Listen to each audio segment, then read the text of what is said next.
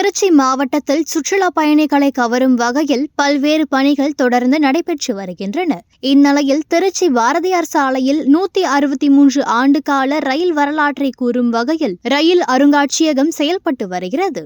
இந்த அருங்காட்சியகம் மக்கள் மத்தியில் நல்ல வரவேற்பை பெற்று வருகிறது. இந்த அருங்காட்சியகத்திற்கு ஏராளமானோர் வருகை தருகின்றனர். இந்த ரயில்வே அருங்காட்சியகமானது 1.35 கோடி ரூபாய் மதிப்பில் அமைக்கப்பட்டுள்ளது. பழைய தென்னக ரயில்வேயின் பாரம்பரியத்தை வெளிப்படுத்தும் வகையில் உட்புற மற்றும் வெளிப்புற கண்காட்சிகள் இந்த அருங்காட்சியகத்தில் அமைக்கப்பட்டிருக்கின்றன. இங்கு பார்வையாளராக வரும் பெரியவர்களுக்கு 10 ரூபாயும் சிறியவர்களுக்கு 5 ரூபாயும் என அங்கு நுழைவு கட்டணமாக வசூலிக்கப்பட்டு வருகிறது. இந்த அருங்காட்சியகத்தில் சிறுவர்கள் அனைவரும் விளையாடுவதற்கு ரயில் போன்ற விளையாட்டு உபகரணங்கள் இருப்பதால் விடுமுறை நாட்களில் இந்த அருங்காட்சியகத்தில் கூட்டம் அலைமோதிய வண்ணம் இருக்கும். இவ்வாறு இருக்க இந்த அருங்காட்சியகத்தில் உணவகம் போன்ற எதுவும் இல்லை. இது தொடர்பாக பொதுமக்கள் அனைவரும் நீண்ட நாட்களாக கோரிக்கை விடுத்து வந்தனர். இந்த நிலையில் நிஜமான ரயில் பெட்டியை வைத்து ரயில் பெட்டி உணவகம் தொடங்குவதற்கு ரயில்வே நிர்வாகம் சார்பில் முடிவு செய்யப்பட்டது. இதனைத் தொடர்ந்து அதற்கான பணிகள் அனைத்தும் தொடங்கப்பட்டன.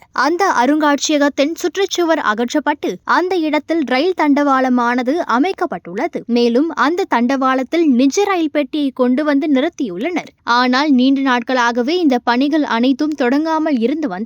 இந்நிலையில் தற்போது இந்த பணிகள் அனைத்தும் தொடங்கப்பட்டு விறுவிறுப்பாக நடைபெற்று வருகிறது. இந்த பணிகள் அனைத்தையும் அந்த பகுதி மக்கள் அந்த வழியாக செல்லும் போது பார்வையிட்டு வருகின்றனர். விரைவில் இந்த ரயில் பெட்டி உணவகம் திறக்கப்படும் என்று எதிர்பார்க்கப்படுகிறது. இது தொடர்பான அறிவிப்பு விரைவில் வெளியாகும் என்றும் எதிர்பார்க்கப்படுகிறது. எப்போது இந்த ரயில் பெட்டி உணவகம் திறக்கப்படும் என்று ஆவலுடன் திருச்சி மாவட்ட மக்கள் இருந்து வருகின்றனர்.